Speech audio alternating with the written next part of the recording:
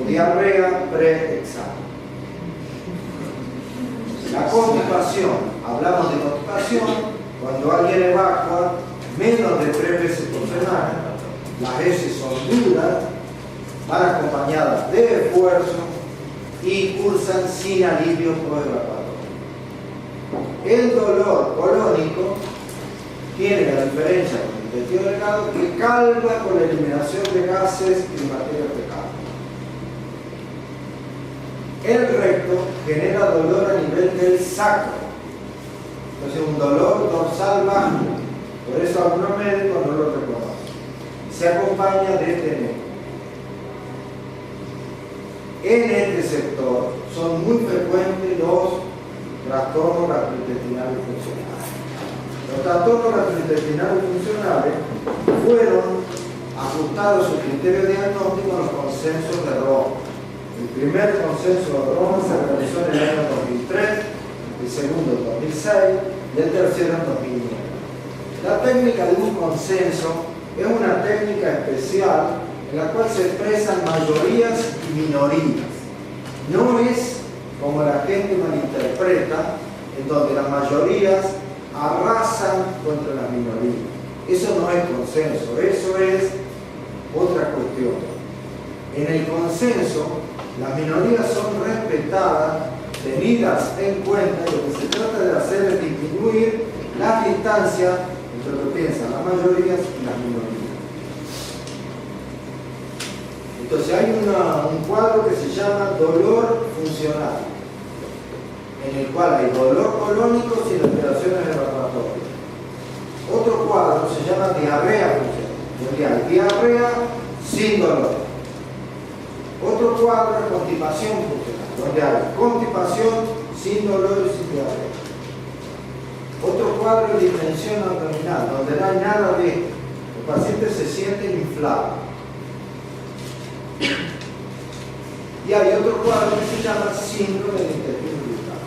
El criterio para diagnosticar el síndrome del intestino irritable es la presencia de dolor por lo menos 3 veces por mes o más, con características de dolor colónico, es decir, que se asocian con alteraciones evacuatorias predominantes. Diarrea, constipación, normalidad, diarrea, constipación. Dolor que calma al evacuar o que comienza y coincide con las alteraciones evacuatorias. O calma al eliminar gases. Este es el criterio para diagnosticar síndrome de intestino. Sin dolor colónico no hay síndrome de intestino. La constipación, ya vimos que hay constipación por malos hábitos. Hay constipación porque hay gente que no ingiere fibra. Hay constipación porque hay gente que tiene hipomotilidad intestinal. Hay constipación porque hay gente que tiene a nivel de la fosa ilíaca izquierda una miopatía del músculo circular por el cual las heces no llegan al recto y no generan reflejo de succión. Y hay constipación distal o obstructiva que es la de los gedontes, donde tienen alteraciones rectales y de la musculatura y la prensa abdominal o del perineo. Entonces el tratamiento de la constipación depende funcionalmente de qué tipo se trata. Cuando se trata de malos hábitos, y lo que hay que hacer es educarlos.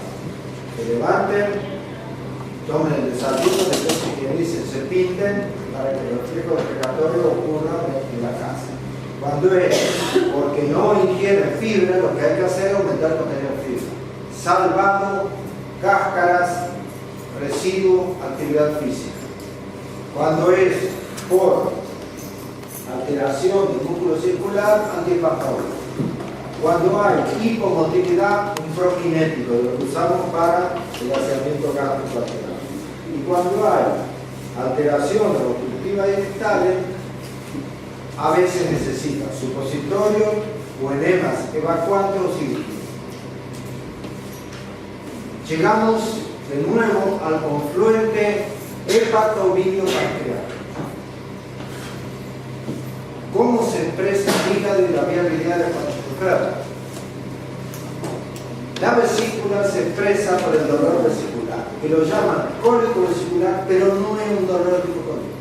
La vesícula no tiene motilidad como el intestino, por lo tanto no puede generar un dolor que aumenta, llega a un máximo, disminuye y desaparece.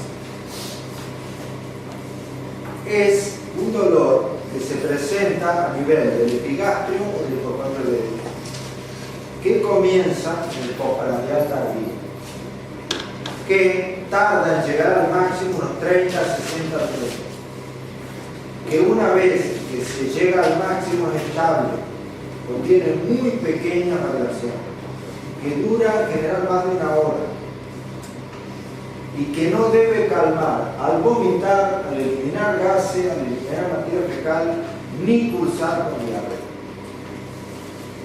Cuando tiene todas esas características el dolor, la sensibilidad y la especificidad para hablar de vesícula es del 85 al 90%, o 90 al 95%. El problema es que los médicos no lo caracterizan de esta manera.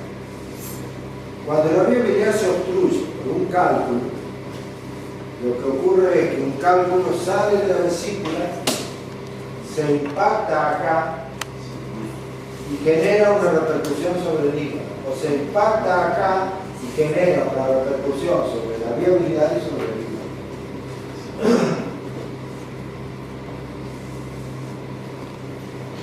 Coleresis significa el proceso anormal de secreción biliar, que se inicia en el hígado y termina en el intestino, reabsorbiéndose en un circuito intestinal.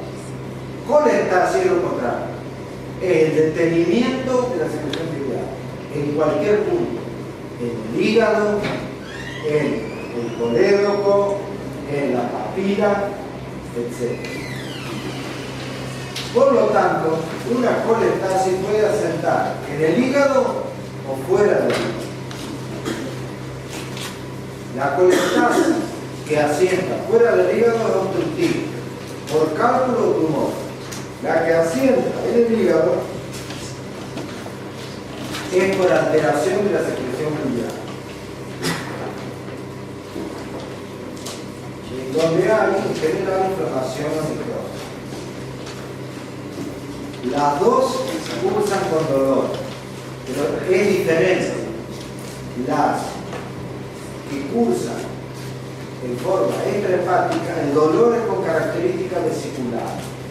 En las otras, en las intrahepáticas, hay un dolor que es suave. La gente tiene la sensación de tener conciencia de dónde está el hígado.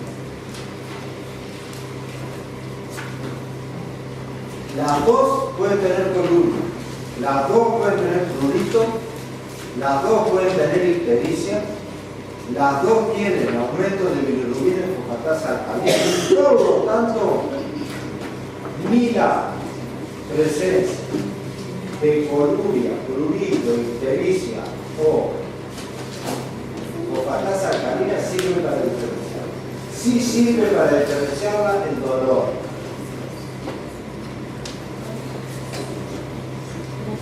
Y sirve para diferenciarla que en este caso hay dilatación de la viabilidad intra y intrahepática, y en este caso no. Viabilidad no.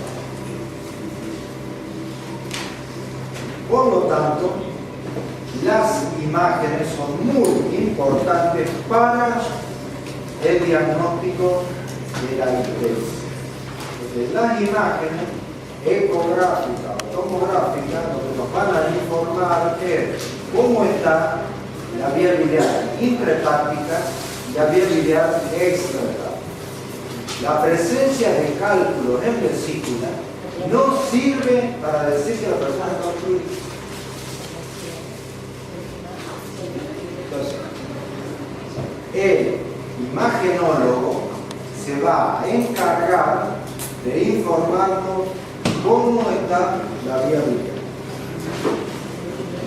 Fíjense que acá estamos viendo una colangiografía que tiene una viabilidad que está dentro de las características normales. Y acá estamos viendo una profunda dilatación del colédoco con una imagen de falta de contraste acá, que nos está mostrando que hay una litiasis muy cercana a la papila que está generando esta dilatación.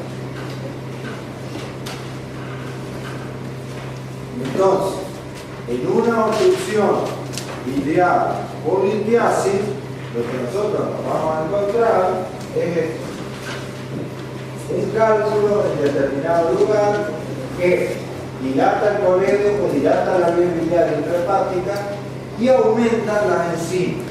Aumentan la transaminasa, la fosfatasa, la gamma GT, la bilirrubina, directa e indirecta, porque llega un momento que el hígado ya no puede conjugar nada. Acá estamos viendo una alteración a nivel de la vía biliar. Acá vemos la dilatación ecográfica del colédoco. Una de las cuestiones que hay que tener en cuenta para la ecografía es si el paciente ha sido operado de vesícula o no. Si el paciente ha sido operado de vesícula, el colédoco es un poco más ancho que si el paciente no ha sido operado de vesícula. Acá vemos una colangiografía en donde hay una amputación a este nivel y hay una alteración a este nivel. Páncreas. El páncreas nos puede presentar todas estas situaciones. Primero nos puede presentar un tumor de cabeza de páncreas que se va a expresar alterando la vía biliar y el duodeno. Nos puede dar una inflamación crónica con severos tractos de fibrosis. Nos puede dar un cuadro nefrótico hemorrágico que es de alta mortalidad. Nos puede dar un cáncer de la colon, que es más difícil de diagnosticar todavía que donde está la cabeza. El páncreas se expresa por dolor, y el dolor es en el epigastrio, cordón izquierdo y cordón derecho, y es muy parecido al que no tiene experiencia al vesicular. Por lo tanto, el diagnóstico diferencial es con el dolor vesicular. Comienza el postprandial tardío. Para llegar a máxima intensidad tarda entre 30 y 60 minutos. El curso es estable o con pequeñas fluctuaciones. Debe durar más de 60 minutos. No calma al vomitar, evacuar gases en materia fecal. Por lo tanto, es muy parecido y merece diagnóstico diferencial con el dolor vesicular.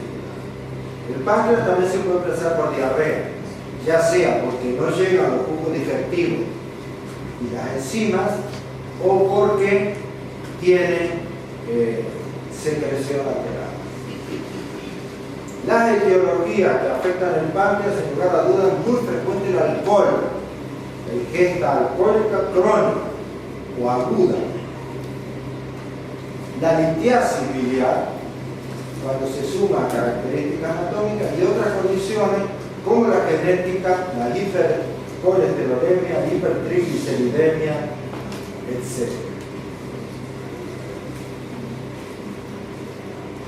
Las imágenes son muy importantes y especialmente la tomografía computada, porque la ecografía necesita que el ecografista llene el estómago para tener un contraste y en general, como los pacientes vomitan, eso es más difícil.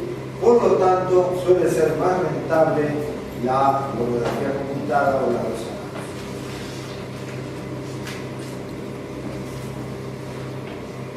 Fíjense, acá están viendo una de las situaciones que ocurren en la pancreatitis, donde se forman verdaderos cálculos que salen a la vía pancreática, la obstruyen y la dilatan. Esas son pancreatitis alcohólicas en general.